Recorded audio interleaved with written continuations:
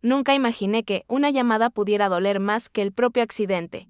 Recuerdo el ruido metálico, el olor a gasolina y el sabor a sangre en la boca mientras intentaba respirar. El coche estaba aplastado y mis piernas atrapadas.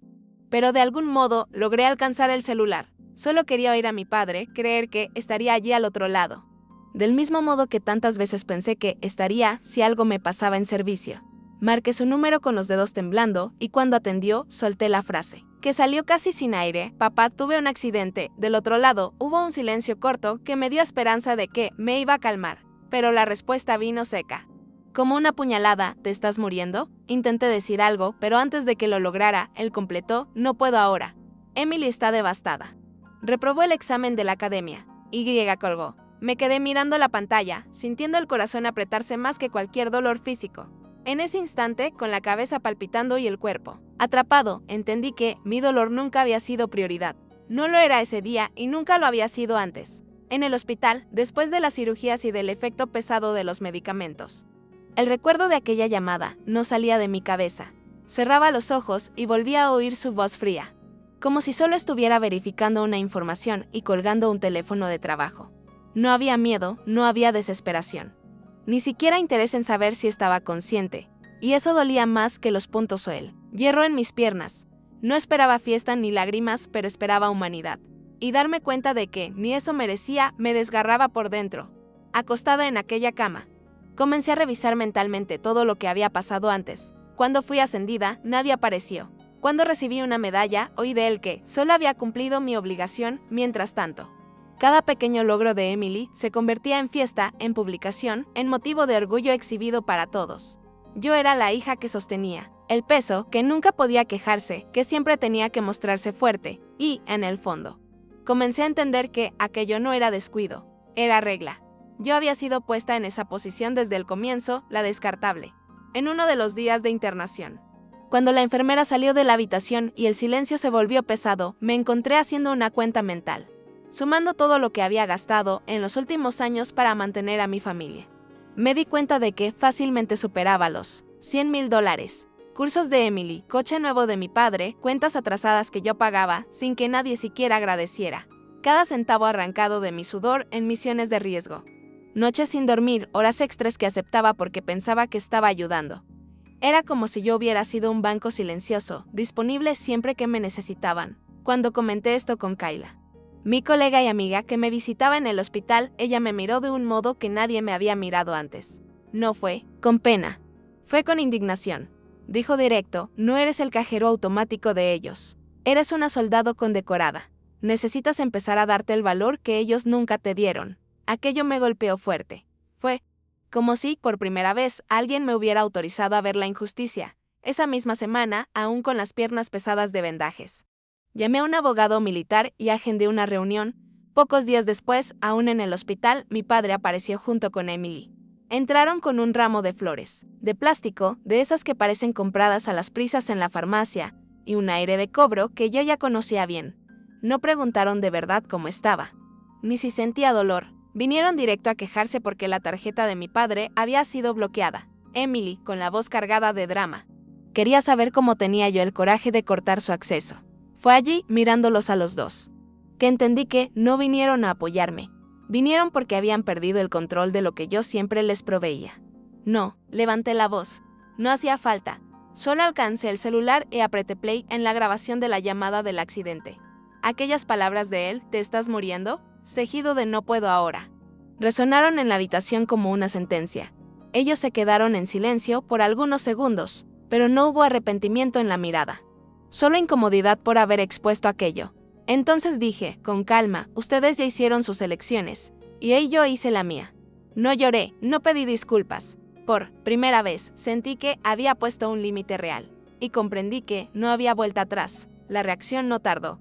Pocos días después, comenzaron las publicaciones en Facebook, textos de mi padre, diciendo que yo había dado la espalda a la familia. Fotos antiguas siendo usadas como si yo hubiera roto todos los lazos, de forma fría. Emily grababa stories llorando, diciendo que yo estaba destruyendo su unión. Personas conocidas, que apenas sabían de mi vida, comenzaron a mandar mensajes llenos de juicio. Dolía ver mi nombre siendo arrastrado de ese modo. Pero al mismo tiempo, por primera vez, no sentía ganas de justificarme. Sabía que tenía pruebas y más que eso. Sabía mi verdad. Lo que me sorprendió fue lo que ocurrió después. Un video comenzó a circular, grabado por el sargento Dean, uno de los soldados a quienes yo había sacado de un vehículo en llamas durante una misión. Él decía, mirando firme a la cámara, estoy vivo porque ella me sacó del fuego cruzado. Y nadie tiene derecho a disminuir lo que ella es. Ese video abrió una avalancha. Otros comenzaron a compartir sus propias historias conmigo, mensajes de agradecimiento, relatos de situaciones en las que yo había hecho la diferencia. Era como si, finalmente, una parte del mundo estuviera viendo lo que mi propia familia se negaba a ver. Yo miraba todo en silencio, acostada en la cama del hospital con el celular en la mano. Cada notificación que llegaba era una mezcla de alivio e incredulidad. Personas que apenas recordaba aparecían para agradecerme. Algunos decían que solo tenían valor de contarlo ahora, después del video de Dean. Otros me llamaban inspiración. Aquello me movía de un modo extraño, porque siempre pensé que el reconocimiento era un lujo reservado para otros, no para mí. Y, por primera vez, percibí que el valor que yo tenía no estaba limitado a las 4 paredes de mi familia. Mientras tanto, mi padre y Emily seguían poniéndose como víctimas en las redes sociales. Pero cuanto más hablaban, más fuerza ganaban los testimonios de quienes estuvieron conmigo en el campo. Ya no era mi voz contra la de ellos. Era una multitud de voces mostrando que la historia no era tan simple como la pintaban. Yo no necesité levantar un dedo para defenderme. Bastó con quedarme callada. Dejar que la verdad viniera de quienes realmente sabían. Eso, para mí, fue liberador. Por primera vez, sentí que no estaba sola. Aunque no tuviera nadie de mi propia familia a mi lado. Con el apoyo de Kylie, del equipo jurídico del ejército, comencé a organizar mi vida de un modo que nunca había hecho. Cerré todas las cuentas conjuntas. Revisé documentos que aún me ataban a ellos e incluso rehice mi testamento, esta vez incluyendo solo a personas e instituciones que realmente fueron parte de mi vida. Fue doloroso, porque era como firmar en papel la confirmación de que mi familia de sangre había dejado de ser mi familia de hecho, pero, al mismo tiempo, era un alivio enorme. Como si cada firma fuera una cadena rota. Un día, recibí en el hospital un sobre simple, sin remitente. Dentro había una carta firmada por 47 soldados a quienes yo había ayudado en diferentes momentos. Cada uno dejó una frase corta, pero una quedó grabada en mí: fuiste más madre que la mía propia. Me quedé sosteniendo aquel papel por largos minutos como si fuera un peso imposible de soltar. Lloré, pero no de tristeza. Lloré porque, finalmente, entendí que mi valor había sido reconocido por quienes realmente importaban. Y era un reconocimiento que no venía de lazos forzados, sino de experiencias reales de vida o muerte. La carta quedó guardada en el cajón al lado de mi cama por semanas, siempre que la soledad apretaba. Releía aquellas palabras. Era como un recordatorio de que, aún sin padre ni hermana a mi lado, yo todavía tenía una familia construida en las trincheras, hecha de personas que realmente sabían quién era. Esa sensación me sostuvo en días en que la fisioterapia parecía insoportable. Cada movimiento dolía, cada intento de ponerme de pie parecía un castigo.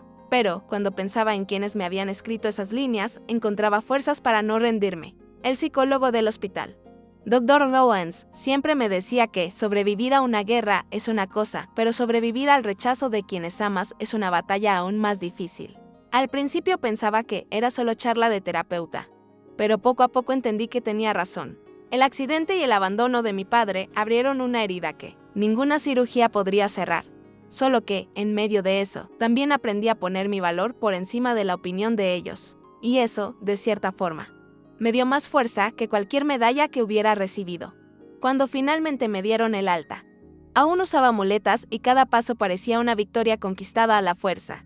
El aire del estacionamiento del hospital parecía más ligero que cualquier sala en la que había estado en los últimos meses. Kayla me esperaba con un café en la mano. Ese gesto, simple, que valía más que todos los ramos de flores falsas que me habían dado.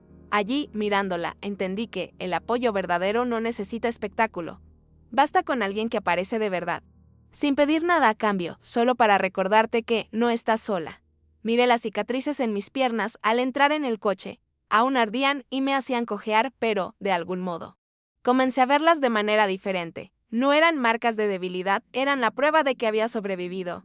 Y, más que eso, eran el recordatorio de que no necesitaba mendigar amor de quienes nunca quisieron darme. Ya no era la hija invisible, descartable, útil solo como soporte. era la mujer que había encontrado fuerzas para rescatarse sola, cuando nadie de mi propia familia extendió la mano. Los días siguientes fueron una mezcla de silencio y recomienzo. Me sentía extraña en casa, como si cada rincón guardara un recuerdo de cuánto me había sacrificado por los demás. Pero esta vez no había nadie para pedirme nada, ninguna llamada para culparme, ningún recibo que no fuera mío. Era como aprender a vivir de nuevo, empezando por lo básico: despertar, preparar mi propio café, decidir qué hacer con la poca energía que tenía. Simple, pero liberador. Por primera vez en años. Mis decisiones eran solo mías. Claro que no todo fue fácil. Vi de lejos a algunas personas que creyeron en las versiones de mi padre y de mi hermana. Algunos parientes me bloquearon. Otros prefirieron no meterse. Al principio eso me pesaba, parecía una prueba más de que yo era la culpable de la historia. Pero, a medida que el tiempo pasaba, entendí que quienes quisieron creerles nunca se preocuparon de verdad por mí. Y, viéndolo de ese modo, hasta era mejor que se hubieran alejado.